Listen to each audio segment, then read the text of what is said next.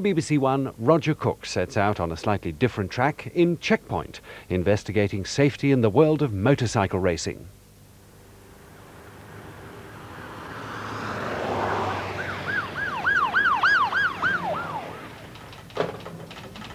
The law's an ass, Mr. Cook. I've been swindled and I can't get my money back. Well, we've had more than 100 complaints. How about a shot of that document? Okay, on camera. That's him. He's the director of all 6 companies. So where's all the money gone? I haven't anything to say. Why not? Checkpoint.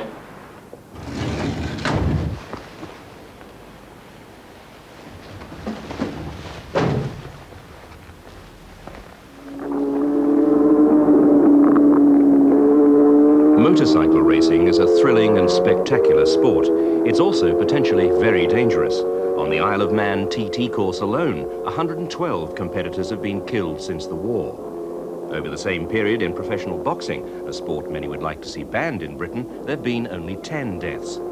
Few would like to see motorcycle racing banned, but many now question whether the number of people killed and maimed need be so tragically high.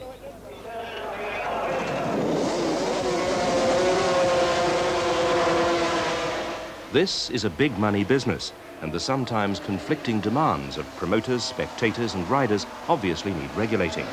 The body which organises the sport in Britain is the Autocycle Union, the ACU, which runs all the major races, including this, the British Grand Prix. Chairman of the Road Racing Committee with specific responsibility for tarmac events is ACU veteran Vernon Cooper. Riders have charged that the Road Racing Committee and its officials have a record of costly failure. Failure to stop races in dangerous conditions, failure to deal with dangerous road surfaces, failure to remove or protect roadside hazards, failure to hold effective inquiries, and failure to halt races after serious accidents. Well, I've been world champion 3 times, and the ACU is the least safety-conscious organization that I've ever seen. I think, and I've said before, that that's why that the young riders do not come out of England so much, is because that they get hurt or killed on unsafe racetracks while they're trying to learn. Vernon Cooper proudly claims to have saved the Isle of Man TT and to have preserved it from any major changes, so it remains one of the most controversial circuits in the world. Nevertheless, Mr. Cooper continues to insist that as riders know all the risks, their safety is in their own hands, as he told another BBC programme earlier this year. It is as safe as the driver makes it, and most drivers, well, in fact, I would say all drivers racing in the Isle of Man would race at 95% of their maximum capabilities, where at a Grand Prix they tend to go over their capabilities. Now, some riders say they won't come here, some of the top riders. They think it's dangerous. They think they can't win. 14 of those who did race are buried in the graveyard opposite the start line. Defenders of the TT maintain that its critics have never been man enough to ride in it. Well, Clive Horton did, and he won. There's probably hardly an inch around this racetrack that's not caused somebody some kind of pretty perilous incident sometime in their racing career, and if not killed them. There's quite a few, really. Some of them over the road there, in the cemetery. Well, I've actually never paid a visit around the cemetery, and I don't think I would, really. It's the Battle of Britain attitude, really. You know, the pilots will do the job, and so will the riders. They'll go out, and if you lose one, you can always find another one. There's another one ready to take his place. Well, bearing in mind this sort of Battle of Britain mentality, as you call it, shouldn't the ACU, your organisation, be doing more to look after its own? Yeah, I suppose the organisation does consider the riders, well, with less feeling than a golfer gives a lost golf ball. I mean, I play both sports. I've done both sports, and you will supply more interest in a lost golf ball than our organisation seems to do in a lost rider, whether he's a brain damaged or a broken back in a wheelchair or dead, really. And to me, it's a bit sad and a bit unfortunate. And I do think the riders are valuable people, brilliant people, really. I'm mixing with them all the time, and they're worth looking after. Under this stretch of relatively new tarmac here, there used to be a manhole cover, and before the 1978 TT, a number of riders, feeling it was dangerous, in fact proving it was by skidding when they hit it, asked the Autocycle Union to have it removed. The Autocycle Union didn't do so, didn't get the authorities to do so either, but the one concession they did make was to paint a yellow line down the hill so as they came down, the riders could try and miss the manhole cover. The race started, and Kenny Birch and Mac Hobson didn't miss the manhole cover. They hit it, became airborne. They were both killed. Indeed, one of them was actually cut in half. And seconds later, a Swiss rider, also whizzing down this hill, went through the debris, crashed down the hill, and was also killed. But the race went on. It's the determination to carry on racing at all costs that most worries Clive Horton. He led me on a two-wheeled tour of the TT course. The problems with the TT, really, are the closeness of the hazards to the racing surface. It's the proximity of the trees and the stone walls and that kind of thing.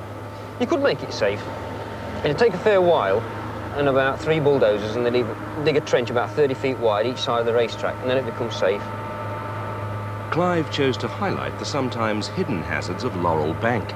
At least 6 competitors have died here.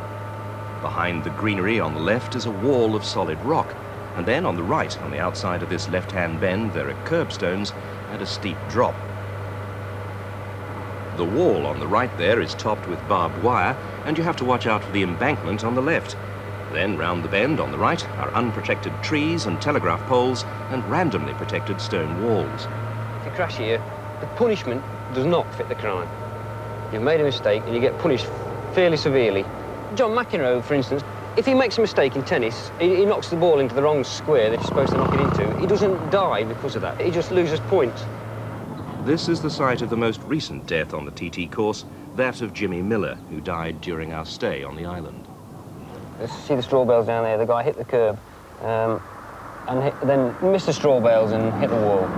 So when riders like you go to the powers that be and complain about things like that, what sort of reception do you get? Well, my experience twice, really, it's fallen on relatively stony ground. You know, a bit like trying to dry yourself with a plastic bag. Might as well not bother. You're saying there's no one to look after them, but surely that's what the ACU is for. Yeah, but they don't. Racing motorcycles is dangerous, like any type of speed sport, but I think we can make it as exciting for the people and as safe as possible. I mean, we have a kind of a balance. Safety is just something that and they tend to cover it up all the time, that they think they're safe, but they're not safe. This is Alton Park, Vernon Cooper's home circuit. It's in his backyard, if you like. So it's sad to note just how many complaints there have been about track safety and about the way motorcycle racing is run here. There have been complaints about the surface breaking up at the edges. There have been complaints about puddles on the surface when races were due to start. There have been complaints about railway sleepers close to the perimeter. And there have been some pretty nasty incidents too. In 1979, for example, Dave Powell, a last-minute partner in a sidecar race, during practice came off after an accident and hit the grass, which would have been all right, except that concealed in that grass was a chunk of metal, probably the foundations of an old marshal's post. A marshal rushed to his aid and tried twice by ringing control to have the practice stopped. It wasn't vital anyway, it wasn't a proper race. But Dave Powell died in his arms before the ambulance could get to him. And there's been worse. In 1981, Dave Potter was fatally injured in yet another controversial incident. His widow, Sue, still doesn't really know why, but will never forget the dreadful day. I was just giving the children their tea, listening to the tannoy, and all of a sudden David's name didn't turn up anymore, and he'd been in the lead. And I ran through the crowds. As you can imagine, any accident at all at a circuit, there's lots of people congregate outside, so I had to push my way through. And when we got to the hospital, 4 doctors in turn came and told me that as far as they were concerned in their particular field, they didn't expect David to live any more than half an hour. So I rang everybody in the family. I organised my parents to come for the children. I had to go back to the circuit then, make sure that all the children's clothes were together, and get ready to hand them over to my parents.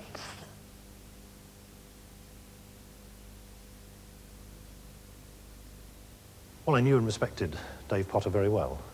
He was a very good rider and a very likeable personality. The day that he had this crash, he was competing very closely with our own rider, Ron Haslam. And as both riders passed me on the circuit, I was watching very carefully. Just as they went past, Dave Potter began to lose control of his machine and slammed straight into the Armco barrier, which was completely unprotected at that point. Within a few seconds, an ambulance arrived and took Dave Potter away, and immediately the ambulance left. Straw bales were then produced from behind the Armco barrier and placed in front by the marshals who were responsible for that section of track. What happened after that? I returned to the pits.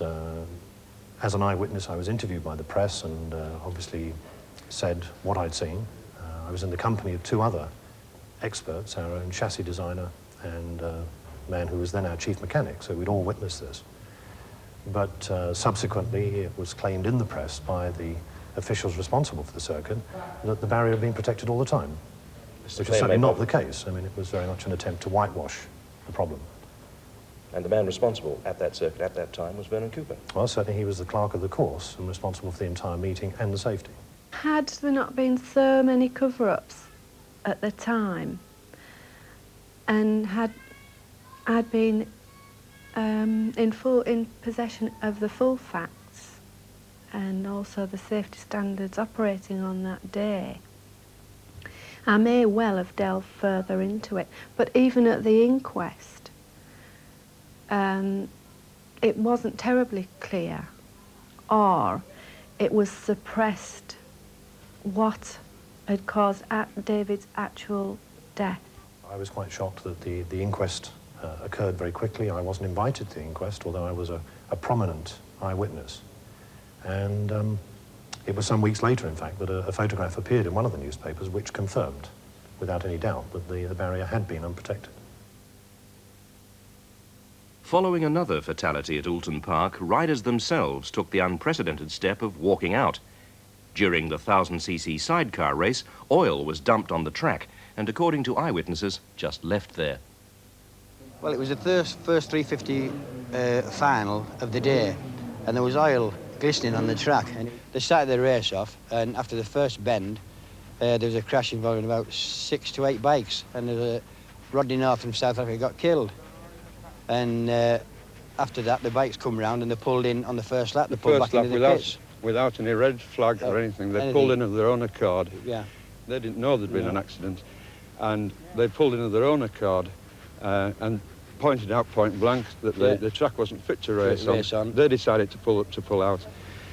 Vernon Cooper, a few minutes later, he came out of his office and he said, "Why won't they race? They're racing. What's wrong? What's wrong with them racing?" What's going on? And the track was absolutely not fit to race on. They decided of their own accord. The leading group of riders were saying that they had wheel spin all around the track. It was even in a straight line. Treacherous.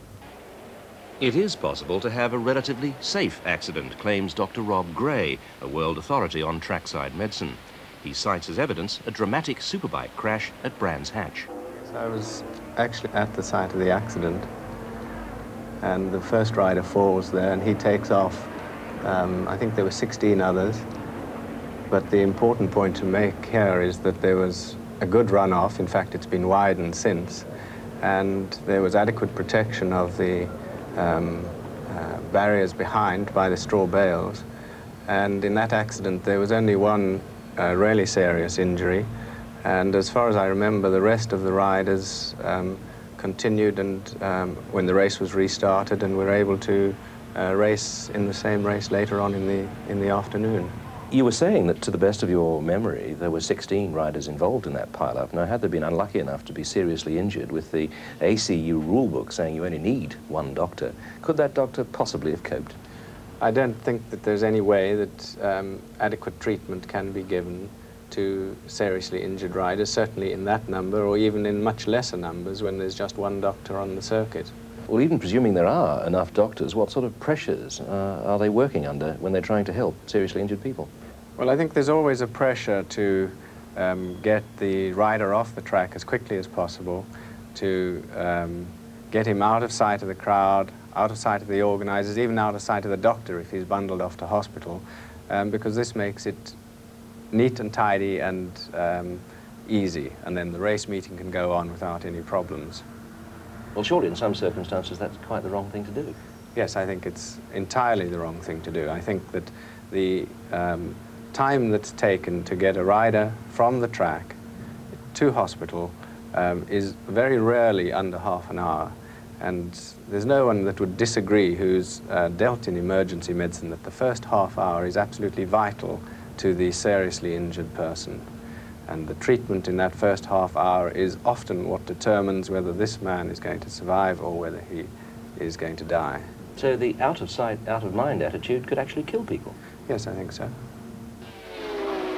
America's Kenny Roberts, #1, followed here by Britain's Barry Sheene, #7, were long-time World Championship rivals who didn't agree on anything much.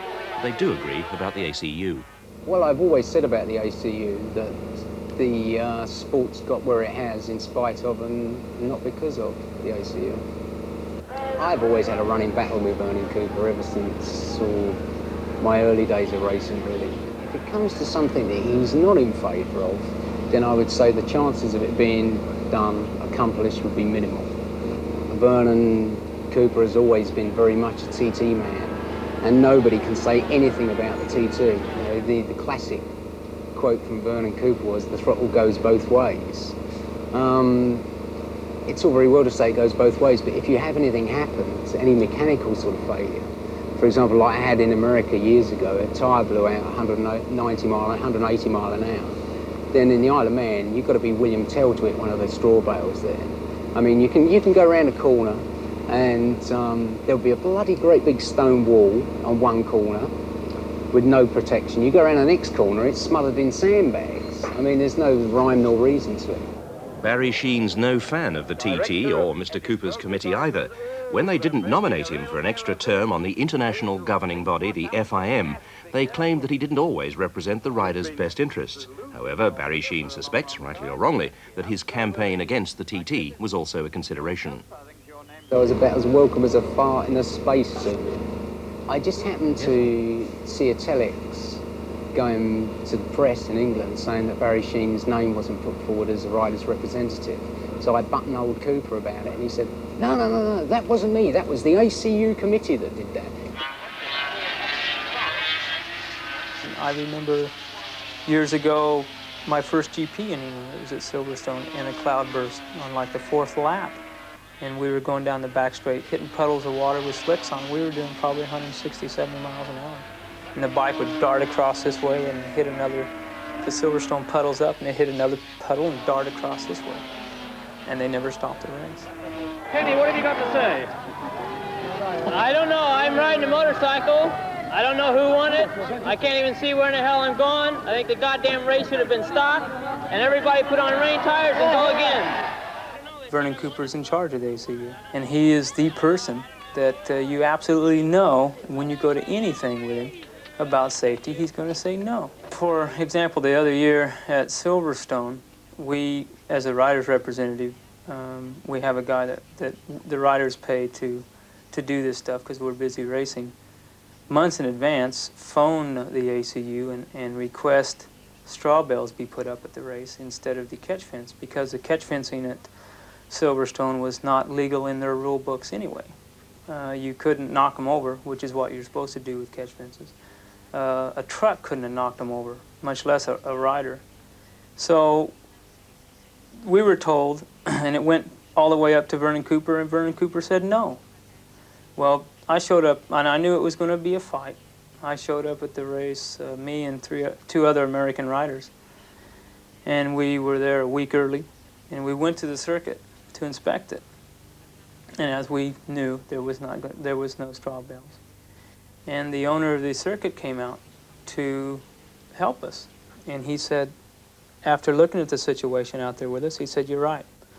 He said, "I realize that you guys need hay bales. I'm happy to put up hay bales. I'm only worried that the ACU will not give me a sanction next year to run the race." Although Mr. Cooper claimed that additional straw bales could breach international regulations, when faced with the threat of a strike by top riders, the disputed protective bales were provided immediately. It was also at Silverstone that criticism of the way the ACU organises races reached a peak in the aftermath of a crash which killed Norman Brown and Peter Huber last year. A representative of the top riders was with Vernon Cooper at the time of the accident and during the events that followed. The ACU had accused riders of failing to heed flag signals after the accident. Mike Trimby came to tell us what he'd seen. But if you look at the evidence of the video film of the event, you can see what really happened. And there's been a very serious accident down at Stowe Corner involving some of the back markers. It looks as the race may well be stopped. We've got... So these are the leading riders approaching the accident site. Now, as you can see, there are no cross flags out at this stage. So they don't know that the race is supposed to be stopped. The cross flags would indicate the race being stopped prematurely. Now, these are the riders further down the field, and as they go around the same corner, you can now see the cross flags being put out. So these guys, Spencer, Roberts and Mamela, leading the race, do not know that the race has been stopped. In theory, the race is only stopped by having a red flag at the start line, which isn't there. And you'll see when they go around this corner, there's a green flag out in the top of the picture showing that the track is clear. These guys have seen the cross flags at the site of the accident. They come round, no red flag at the start line. So what do? Do they go into the pits? Do they carry on racing? Absolute chaos. But no red flag here. Now we have a situation where Kenny Roberts and the leading riders will now have passed these cross flags and be coming back round to the start line. First time they've seen them, coming round to the start line, looking for the red flag. And you can see Kenny's reaction to not getting it. That's at the clerk of the course, Vernon Cooper. Still, no one taking any decision. Why don't they stop the race? There is a body lying on the track down at... Still counting down the laps of the race. And still no red flag here. And only now, 2.5 laps after the incident, do they actually put the red flag out. So you were there. How did that come about? I was stood, in fact, with Cooper at the back. Cooper did not know what was going on. He was not aware that an accident had happened. Somewhere there was a breakdown in communication between the people on the site who, in the rider's opinion, very correctly and very courageously tried to stop the race, and the only person who, in the rules of the governing body of the sport, has permission to stop the race was the clerk of the course, Vernon Cooper. And that communication broke down. What we objected to was that he chose to criticise riders for not stopping, when in fact the whole confusion was caused by his indecision. But in private, Mr. Cooper is anything but indecisive, according to Derek Jackson, who now runs a bicycle shop, but was previously secretary to the ACU Road Racing Committee for 13 years. Mr. Cooper's insistence on getting his own way was something Mr. Jackson didn't like, but as a paid official, he says, he had to get used to it. There were a number of occasions, I can't be specific, but I can remember that because no show of hands was taken, I would record it as an item in which nothing was agreed, whereas the chairman, being the last person to speak, and that's Vernon Cooper, would correct me and say that as he was the last person to speak and nobody objected, then that must have been the decision. I worked there and I had to keep my mouth shut for an awful lot of things which I didn't particularly like, but I was paid as an official and I wasn't an elected member. I had to honour the code of keeping mum when it was required. So he got what he wanted, but was what he wanted always the right thing for the ACU and the riders? I don't know. I think at times that riders didn't come into it, really. It was a matter. But surely the ACU is a body that's supposed to be looking after them.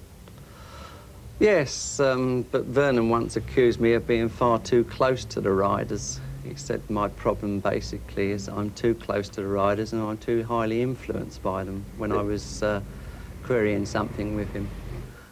As it became known that we were investigating riders' complaints about safety, we began to receive unsolicited phone calls from witnesses to a number of other tragic incidents and from people simply worried about what they said was the autocratic and uncaring way their sport was being run. Since the war, the death toll has topped 300. There was also an unsolicited and ill-informed hullabaloo in the motorcycling press, during which the BBC was accused of starting a witch hunt for Vernon Cooper. We were told by Mr. Cooper via one of these newspapers that the BBC was having second thoughts about the entire film. And though he'd been invited to appear, he later went on record as demanding an interview. And this was followed by an editorial in Motorcycling Weekly, which declared the very fact that he's prepared to be interviewed and filmed before the program has probably upset the producers, who thrive on confrontation. If Checkpoint screens that program, Mr. Cooper apparently told Motorcycling News, "I want to be in it." I asked for a week's notice, and I would require some idea of what they were talking about in order to do the relevant research. Well, in fact, he's had 2 weeks' notice and questions in writing as well. "I want to be in the program," he repeated, "but I suspect they'll put up some smart-aleck interviewer who's only trying to trip you up. Whatever's in the program won't be to the benefit of the sport or the ACU," he added, and concluded by saying, "The BBC are the scum of the earth, and you can quote me on that." Having arranged an interview at his Cheshire home, Mr. Cooper had his solicitor ring us the afternoon before to tell us the interview was off. He gave 2 contradictory reasons: that there'd been a lot of sensational publicity and that our investigations had been kept secret. In fact, the publicity was generated elsewhere, and as for the alleged secrecy, well, Mr. Cooper had all our questions in writing long ago. Since we're not suggesting Mr. Cooper has committed any offence, and since his energy and determination on behalf of the ACU were legendary, we made another effort to get his side of the story. A flicker of curtains was followed by the appearance of Mrs. Cooper from a side door. My name's Roger Cook. She insisted that her husband wasn't in, despite the presence of his personally registered Jaguar, and said that she had called the police. That's right. Yes. And I'd like to speak to Mr. Cooper, No. please. Why can't I speak to your husband? She made it obvious that her husband's refusal to be interviewed was irreversible. When she turned her back and went inside, I left as asked.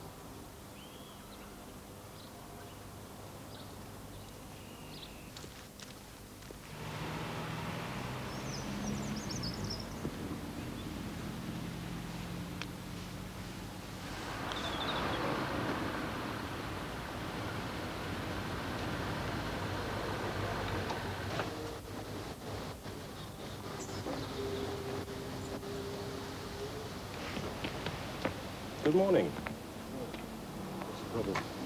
There isn't a problem. We came to do an interview with Mr. Cooper, who had demanded an interview in the press to discuss some of the allegations that are made about his running of the Autocycle Union. I see. Well, I'll go and have a word with Mr. Cooper then. After a few minutes' private consultation behind closed doors, both officers returned. The situation is this. Mr. Vernon Cooper does not wish to be interviewed, and also respect his privacy. Well, when we were asked to leave before, we did. And this is a public highway. I know that. He did originally ask, in fact, demand to be interviewed, and this has been I'm afraid I don't know anything about this, but he does not wish to be interviewed. He wishes you to respect his privacy. Well, as long as we're here, we're doing just that, aren't we? Exactly. Okay. Thank you, gentlemen. But as they departed to stand by the gate, the chairman of the ACU Road Racing Committee, who'd been in there all along, made his exit. So vital questions, life and death questions on the safety of this spectacular sport remain, for the moment, unanswered.